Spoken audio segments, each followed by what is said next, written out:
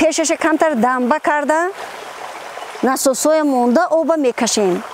Дигар илоҷ надорем. дар деҳаи бобосурхони ҷамоати алмосии шаҳри ҳисор чашмаҳо тадриҷан хушк шуда истодаанд. бино ба нақли Сабоат Бӯриева, сокини ин деҳа, дар айёми кӯдакиаш дар канал оби фаровон ҷорӣ мешуд. ҳоло бошад, сокинони деҳа маҷбуранд обро ҷамъоварӣ карда, бо заҳмати зиёд ба минтақаҳои баландтар интиқол диҳанд. ранги кӯл мешуд, оббозӣ мекардем инҷоҳоба. акун сол ба сол намедонам, мумкин аз ҳисоби ҳамин гармшавии иқлим бошад, чашмаҳо хушк шуда, ин об мана тамоман кам шуда монд. Оби полезӣ, ин оби полезӣ акун ҳама ба намерасад. барои киштукор Сабоат бояд обро ба баландии 250-300 метр бардорад. қатъшавии мунтазами нерӯи барқ сабаби вайроншавии насосҳо гардида, хароҷоти онҳоро зиёд мекунад. ҳар сол 2 бор 3 бор мотори мо месӯхт, насоси мо месӯхт, бая бурда таъмир карданд дар кор. ҳамаи ин хароҷот.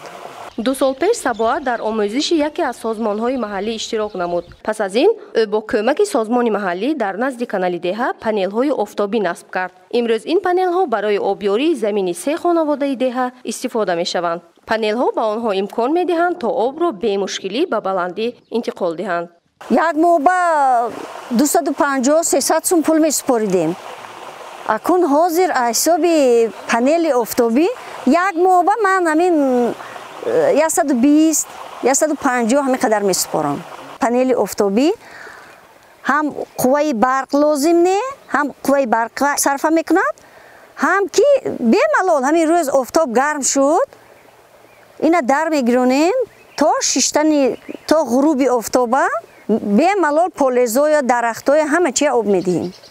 Сабоат тақрибан 2 гектар замини корам дорад. пас аз насби панелҳои офтобӣ, ӯ дар замини назди ҳавлигиаш парвариши маҳсулоти гуногунро ба роҳ мондааст. ҳоло таҷрибаи худро ба ҳамсоягонаш низ меомӯзонад. духтаро, ман ин ниҳолоя ман охири феврал ба шинонда коридагӣ будам. ана акнун тайёр шуд. ана акнун гирифта кӯчат мекунем. пештар мо об надоштем, кишт намекардем ҳичи. ҳамин помидора фақат лалмӣ мекардем. помидора мешинондем, ҳамин бориш ки мешуд, камтар хокша бардоштан мегирифтем. ҳай помидор як бор 2 бор рез мекарду, тамом ба ҳамин. акун бо ин панели офтобӣ ки омад, баъд ҳаминҷа мо кишту кору кабутӣ куния сар кардем. ана инаш бо дига помидор духтаро. инаш помидори розови, инаш помидори сурхи вай калон обарезед. нигина деҳқонзани дигари узви гурӯҳ мегӯяд, ки мушкилоти табиӣ онҳоро водор месозад то усулҳои нави сарфаҷӯии об ва ҳифзи ҳосилро истифода баранд. ҳамин ӯ соло бисёр гармии бад шуд. мо дар мобайнош ҷугорӣ шинондем таки кам кам соя шававу камтар бисӯза помидоромон. бо як хел ҷӯякош да помидору як хел ҷӯякош да болгарский буд, мобайнош да бо мобайни дута да ҷугорӣ буд. дар ҳавлии Сабоат намудҳои гуногуни дарахтони мевадиҳанда парвариш меёбанд. ӯ ҳангоми шинонидани ниҳолҳо низ аз усулҳои муосир ва сарфаҷӯии об истифода мебарад. усули кондитсионӣ яке аз онҳост. барои намиро нағз нигоҳ доштан, пашми гӯсфанд ба мо ёрии калон мерасонад. обарез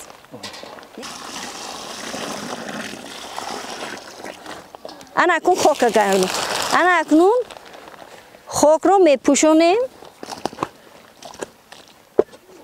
вақте ки ҳаво гарм шуд, об аз зери замин бухор шуда мебарод, буромад санг аз санг ки гузашт ба килёнка бархӯрда ҳаминҷо мерасад. бо рӯзонами бегоними хунук ки шуд, вай бух шуда қатраи об шуда бо ба поён мефурояд. ба ҳамин усул ин намро нигоҳ дошта меистад муддатҳои дароз. агар мо ҳозир шинонем то тирамоҳ, ин гӯё ки функсияи худашро гум намекунад.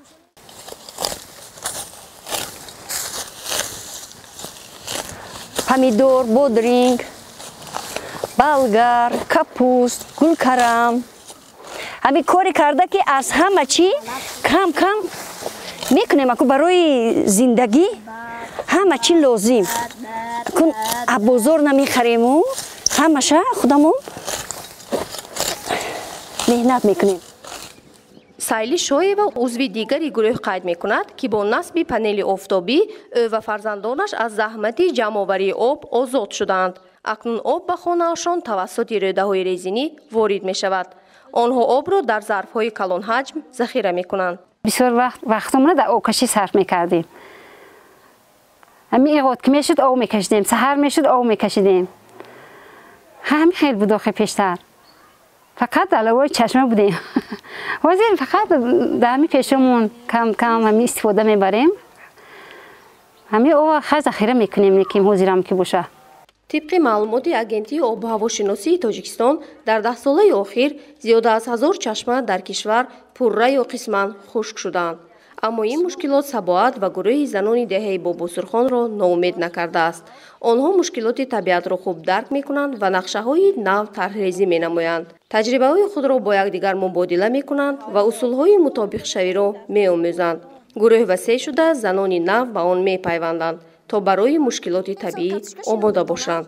таҷрибаи занони Бобосурхон нишон медиҳад ки ҳамбастагӣ, дониш ва азму иродаи қавӣ имкон медиҳад то ба чолишҳои табиат мутобиқ шуда зиндагии беҳтар бунёд намуд. Малима Норбутаева